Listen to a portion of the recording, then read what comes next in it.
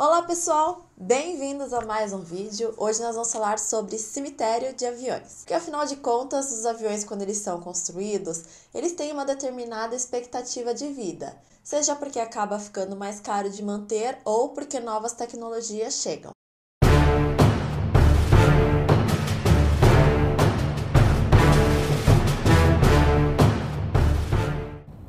Airplanes don't just come here to die. About a third of the aircraft that are stored as regeneration candidates are going to fly out again. There's old planes and new planes, jets and props, fighters and transports, fixed wing and wingless. Some are just taking a rest before rejoining their units. Others keep their brethren aloft by donating parts. A few have given all they can and are moving from the boneyard. All the aircraft are here for a purpose, and each with its own story. Os cemitérios, eles não servem apenas para desmanche de avião. Eles são muito utilizados também para armazenamento das aeronaves que vão ficar longos períodos paradas sem fazer nada. Lá é mais barato deixar o avião do que em hangar de aeroporto e ainda conta com serviço de manutenção. Então, quando um avião é aposentado, ele pode ter alguns destinos diferentes para ele. Algumas pessoas podem querer reutilizar, pode ir para museu ou simplesmente ser depenados. Algumas peças eles podem ser utilizados em aeronaves que ainda exista desse modelo e o restante a gente fala vai virar panela, né? Que normalmente vai para fundição todo o metal. Existem alguns cemitérios de aviões espalhados aí pelo mundo. Os mais famosos ficam lá nos Estados Unidos, como por exemplo de Victorville, que fica lá na Califórnia, pertinho de Los Angeles. Ele recebe basicamente aviões comerciais. Ele está sendo usado especialmente nessa época do ano, por causa dessa crise das aeronaves paradas, tem muito avião comercial usando essa base para poder deixar as aeronaves paradas lá. Esse cemitério em especial abriga algumas aeronaves lendárias, como por exemplo o 747-100 da GE. Os cemitérios normalmente estão localizados em deserto justamente pelo clima que proporciona. Então lá tem baixa umidade, acaba favorecendo a conservação da máquina. O solo é seco, então ele permite você utilizar sem a necessidade de construir pavimento por cima dele. Quase não chove. Tudo isso propicia uma armazenagem do avião de uma forma mais adequada. O maior dos cemitérios de aviões fica no Arizona, o Davis Mountain. Esse é o mais famoso cemitério de aviões do mundo. Ele abriga basicamente aeronaves militares.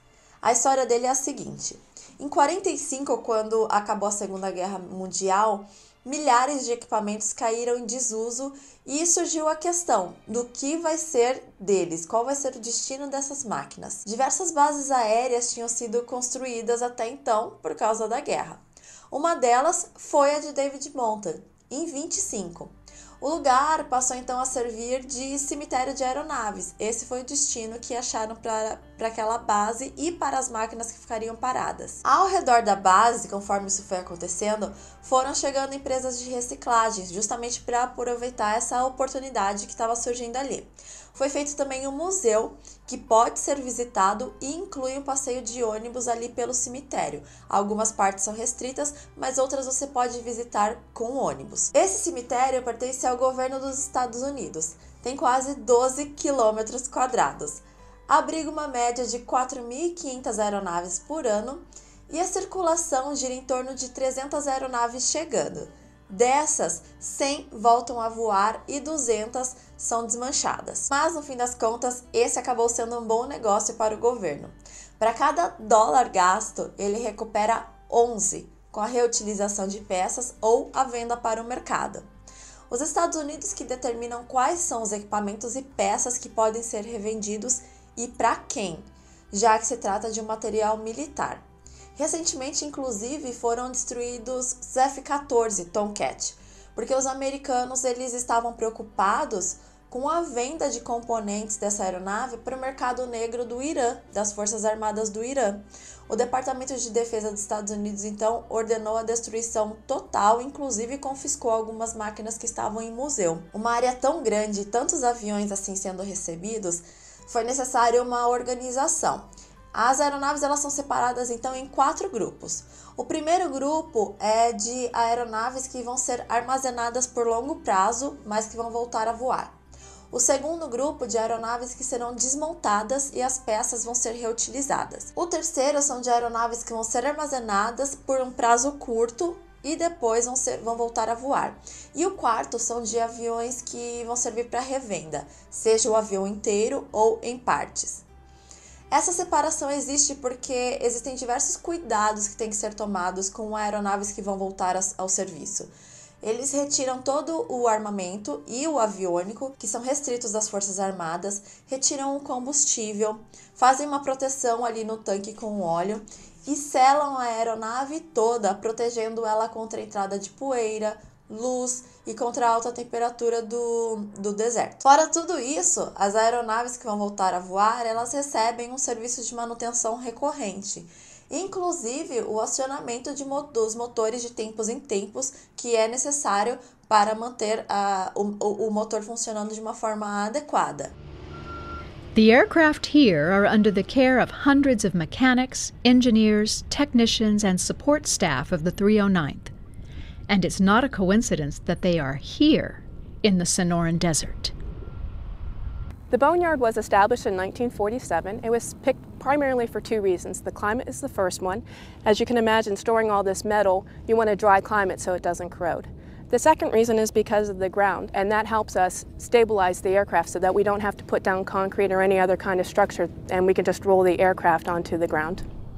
The oldest aircraft is a 1952 B-57 aircraft, and our newest aircraft are F-16s. Aqui no Brasil, nós não temos um cemitério propriamente dito. O que acontece mais é um abandono mesmo das aeronaves nos aeródromos, aeroportos, seja de aeronaves de aviação geral ou de aeronaves comerciais. Normalmente, tudo isso envolve uma ação judicial, que aqui no Brasil leva tanto tempo para resolver, que quando chega alguma decisão, as aeronaves já estão sem condições nenhuma de voltar a operar. Estão canibalizadas, totalmente destruídas, e ela poderia ter sido usada, se a justiça fosse um pouco mais eficiente, para pagamento de dívidas dos seus donos, né? Então a gente viu aí, por exemplo, o caso da VASP, as aeronaves totalmente sendo depreciadas ali no aeroporto de Congonhas e diversas pessoas sem receber, sem ter os seus ajustes de contas feitos, e as aeronaves acabaram sendo, no fim, totalmente inutilizadas, né? Elas não tinham como voltar a voar realmente por conta dessa lentidão da justiça que nós temos aqui. Em aeroclubes, aeroportos, se você andar e reparar melhor, em diversos pontos você vai ver aeronaves abandonadas. No próprio Galeão tem a matéria, tem matérias de lá dos aviões parados, né? Totalmente inutilizados. No Campo de Marte, aqui nós temos aviões. Em diversos aeroportos, aeródromos aí do Brasil, você vai ver essas aeronaves aí largadas e realmente não vão voltar a voar nunca, porque até sair alguma decisão judicial, elas já são completamente inúteis. Mas é isso, o vídeo de hoje foi esse, te espero no próximo vídeo. Um beijo e até lá!